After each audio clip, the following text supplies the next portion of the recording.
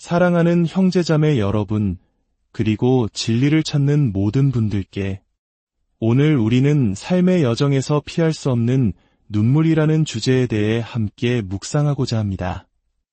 우리의 삶에는 기쁨의 순간도 있지만 예고 없이 찾아오는 슬픔과 고통의 시간도 있습니다. 그럴 때 우리는 그 눈물을 어떻게 해야 할지 막막하게 느껴질 때가 많습니다. 오늘 말씀을 듣기에 앞서 만약 이 메시지가 여러분의 마음에 울림을 준다면 이 은혜를 주변의 다른 이들과 함께 나누어 주시길 부탁드립니다. 공유하기를 통해 하나님의 위로가 필요한 영혼에게 이 말씀이 흘러가게 할 수 있습니다. 또한 저희 채널을 구독하시면 앞으로도 이와 같은 깊이 있는 영적 여정에 계속해서 동참하실 수 있습니다. 여러분이 이 말씀을 듣는 모든 순간에 주님의 평화가 함께 하시기를 기도합니다. 오늘 우리가 함께 읽을 말씀은 시편 39편 12절과 13절, 그리고 시편 126편 전체입니다. 여호와여 나의 기도를 들으시며 나의 부르짖음에 귀를 기울이소서. 내가 눈물 흘릴 때에 잠잠하지 마옵소서. 나는 주와 함께 있는 나그네이며 나의 모든 조상들처럼 떠도나이다. 주께서 나를 용서하사 내가 떠나 없어지기 전에 나의 건강을 회복시키소서. 여호와께서 시온의 포로를 돌려 보내실 때에 우리는 꿈꾸는 것 같았도다. 그때에 우리 입에는 웃음이 가득하고 우리 혀에는 찬양이 찼었도다. 그때에 문나라 가운데에서 말하기를 여호와께서 그들을 위하여 큰 일을 행하셨다 하였도다. 여호와께서 우리를 위하여 큰 일을 행하셨으니 우리는 기쁘도다. 여호와여 우리의 포로를 남방 시내들 같이 돌려 보내소서. 눈물을 흘리며 씨를 뿌리는 자는 기쁨으로 거두리로다. 울며 씨를 뿌리러 나가는 자는 반드시 기쁨으로 그 곡식 단을 가지고 돌아오리로다. 아멘. 이것으로 하나님의 말씀 봉독을 마칩니다. 보시는 바와 같이 이 시편들은 눈물과 고통, 그리고 슬픔에 관한 노래입니다. 우리는 종종 신앙생활을 하면서 큰 교리나 위대한 가르침을 통해 지성을 확장하는 데 집중합니다. 사도신경과 같은 신앙 고백을 공부하며 우리의 믿음의 뼈대를 세우는 것은 매우 중요합니다. 하지만 시편은 우리의 지성을 넘어 마음 가장 깊은 곳, 우리의 감정과 동기가 꿈틀대는 심연으로 우리를 인도합니다. 시편은 우리의 감정을 다루는 데 있어 세상이 제시하는 두 가지 극단적인 방식과는 다른 제3의 길을 보여줍니다. 한편으로 어떤 종교적 경건주의는 감정을 불편하게 여기고 우리 내면의 어둡고 깊은 감정의 힘을 억누르거나 부정하라고 가르칩니다. 반면에 세속적인 세상은 자신의 감정을 발견하고 표현하는 것 자체를 최고의 선으로 여기며 이게 내 감정이니까라며 감정 앞에 무릎 꿇으라고 말합니다. 감정을 억누르는 것도 감정에 압도당하는 것도 모두 위험합니다. 하지만 시편은 억누르거나 터뜨리라고 말하지 않습니다. 대신 당신의 감정을 기도하라고 권면합니다. 가장 깊은 곳에 있는 당신의 감정을 하나님 앞으로 가져와 그분과 함께 씨름하고 다듬어 가라는 것입니다. 오늘은 바로 이 눈물이라는 주제를 통해 우리가 고통과 슬픔을 어떻게 다루어야 할지 3가지 교훈을 배우고자 합니다. 바로 눈물을 예상하고 눈물을 투자하며 눈물로 기도하는 것입니다. 첫째, 눈물을 예상하십시오. 시편 126편 1절에서 3절을 보면 이스라엘 백성들이 시온의 포로에서 돌아왔을 때의 벅찬 감격을 노래합니다. 그들은 마치 꿈을 꾸는 것 같았고 입에는 웃음이, 혀에는 찬양이 가득했습니다. 주변 민족들조차 여호와께서 그들을 위해 큰일을 하셨다고 말할 정도의 엄청난 기적이었습니다. 상상조차 할 수 없었던 위대한 회복을 경험한 것입니다. 그런데 4절에서 분위기가 갑자기 바뀝니다. 여호와여 우리의 포로를 남방 시내들 같이 돌려보내소서. 그들의 현재 상황은 메마른 남방의 사막, 네게브와 같다는 것입니다. 생명이 없는 황량한 사막처럼 그들의 삶이 황폐해졌음을 암시합니다. 우리가 여기서 배워야 할 첫 번째 교훈은 이것입니다. 비록 당신이 하나님과 동행하는 삶을 살고 있더라도 눈물을 예상해야 한다는 것입니다. 우리 한국인들에게 눈물과 고난은 결코 낯선 단어가 아닙니다. 전쟁의 폐허 속에서, 혹독한 가난 속에서 우리 부모님 세대는 눈물로 씨앗을 뿌리며 오늘의 대한민국을 일구셨습니다. 우리의 역사 자체가 눈물과 한숨, 그러나 그것을 이겨낸 희망의 이야기입니다. 많은 그리스도인들이 가진 작은 신화가 있습니다. 내가 착하게 살고 신앙생활을 잘하면 하나님께서 나쁜 일이 일어나지 않도록 막아주실 거야. 하지만 오늘 시편을 보십시오. 이 시편 어디에도 그들이 죄를 지었기 때문에 이런 고통을 겪는다는 회개의 말이 없습니다. 그들은 특별히 잘못한 것이 없음에도 불구하고 삶이 사막처럼 황폐해지는 경험을 하고 있는 것입니다. 성경은 오히려 믿음을 가진 사람이 더 많이 울게 될 수 있다고 말합니다.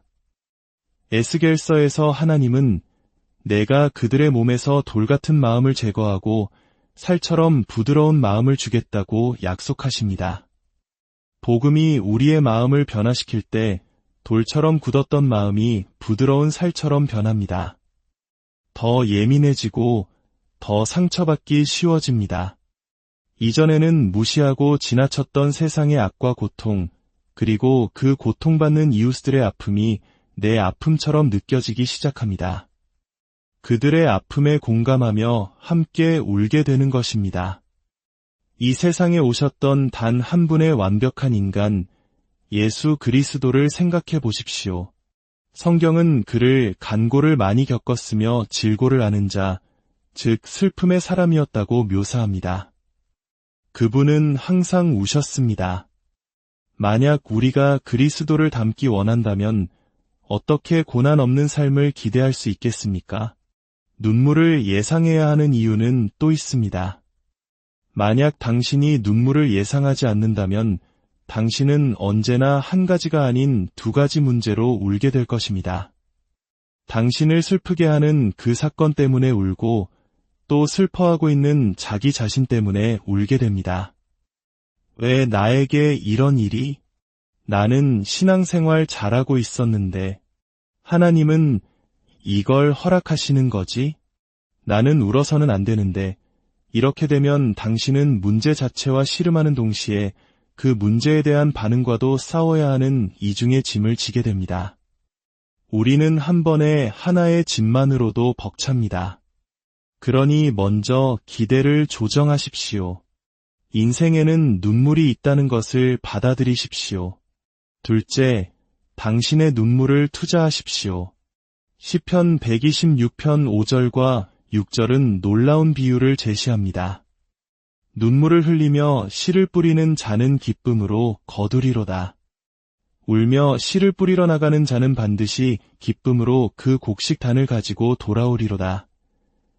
이 구절은 단순히 시간이 지나면 슬픔이 가시고 기쁨이 온다는 말이 아닙니다. 훨씬 더 깊은 진리를 담고 있습니다. 농부가 씨앗을 뿌리러 나갈 때 보통 울면서 나가지는 않습니다. 하지만 이 시편의 시적인 이미지는 우리가 흘리는 눈물 그 자체가 바로 씨앗이 되거나 혹은 그 씨앗을 자라게 하는 물이 됨을 보여줍니다. 이것은 감정을 억누르는 것도 무작정 쏟아내는 것도 아닙니다. 농부가 씨앗을 창고에 그냥 쌓아두면 아무런 수확도 얻을 수 없습니다. 반대로 밭에 나가 씨앗자루를 아무렇게나 쏟아버리고 돌아와도 역시 수확은 없습니다. 씨앗은 정성껏 심어야 합니다. 마찬가지로 우리는 눈물을 심어야 합니다. 우리의 눈물을 성장과 열매를 위한 기회로 보아야 합니다.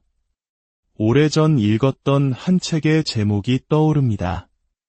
당신의 슬픔을 낭비하지 마십시오. 이것은 슬픔을 즐기라는 가학적인 말이 아닙니다. 동시에 슬픔을 무조건 피하라는 쾌락주의적인 말도 아닙니다. 슬픔이 찾아왔을 때 그것을 투자하라는 것입니다. 잘 투자된 돈이 수익을 가져오듯 잘 심겨진 눈물은 반드시 열매를 맺습니다. 그리고 그 열매, 그 곡식단은 무엇입니까? 바로 기쁨입니다.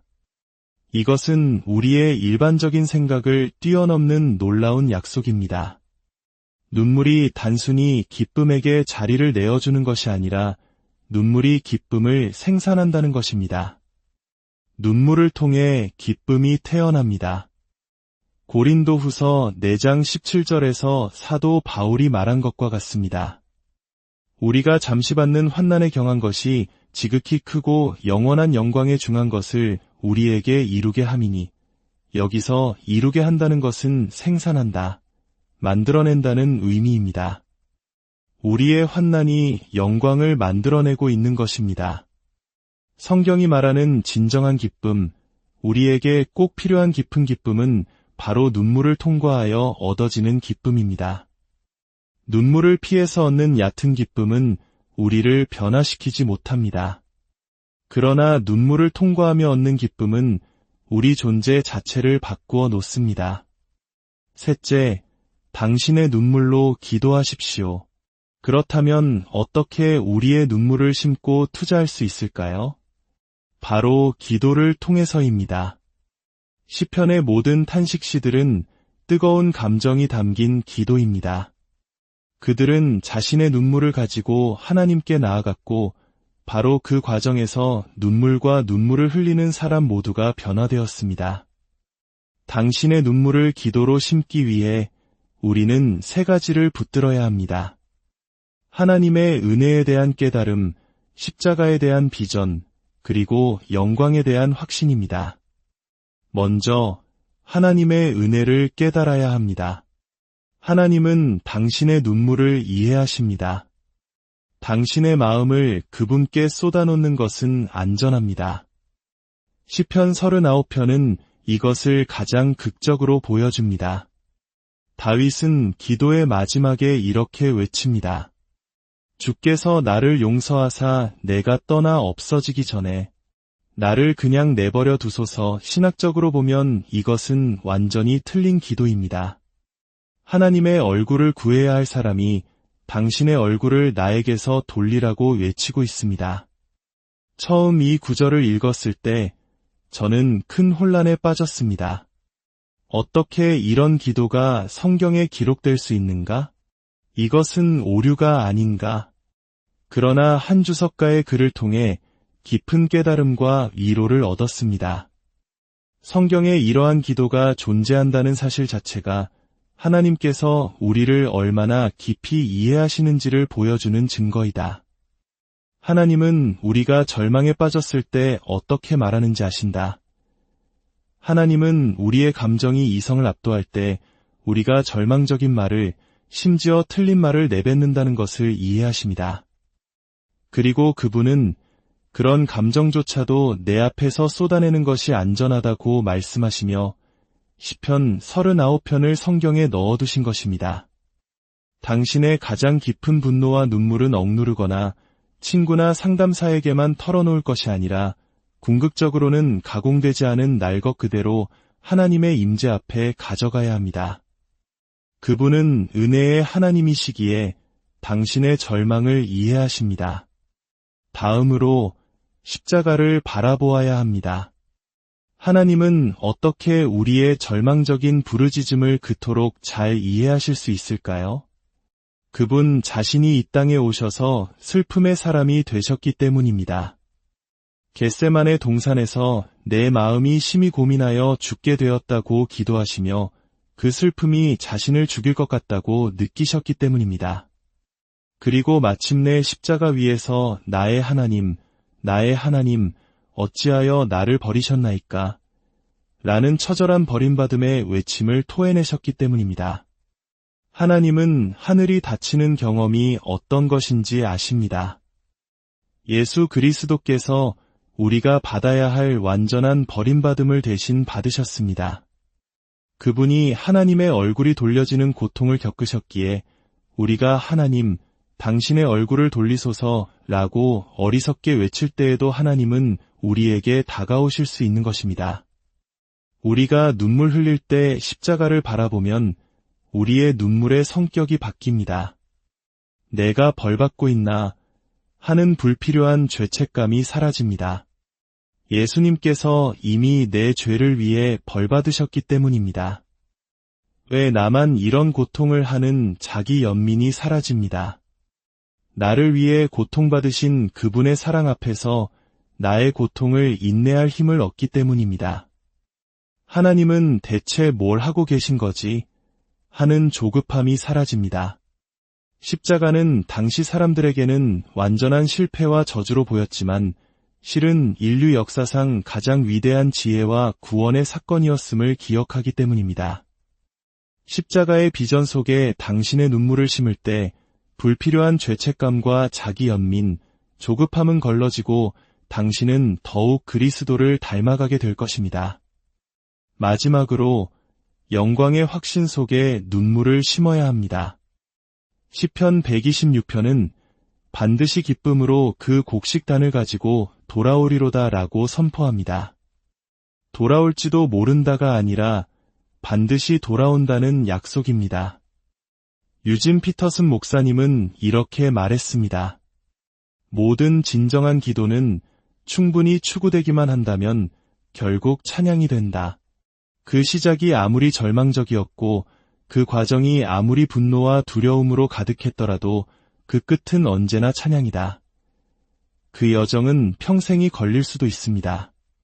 하지만 끝은 정해져 있습니다. 바로 할렐루야, 찬양입니다. 우리의 눈물이 결국에는 기쁨과 찬양으로 끝날 것이라는 이 필연적인 소망을 알고 있다면 우리는 더 이상 우는 것을 두려워하지 않을 수 있습니다. 슬픔이 영원할 것이라는 두려움 때문에 우리는 눈물을 참습니다. 그러나 영광이 보장되어 있음을 알 때 우리는 자유롭게 울 수 있습니다. 회개의 눈물을 흘리기를 주저하지 않을 수 있습니다. 상처받은 이웃의 삶에 뛰어들어 그들과 함께 울어주기를 두려워하지 않을 수 있습니다.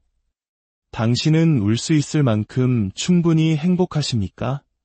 영광의 확신이 너무나 커서 그 확신 때문에 오히려 이 땅의 슬픔 앞에서 기꺼이 눈물 흘릴 준비가 되어 있으십니까?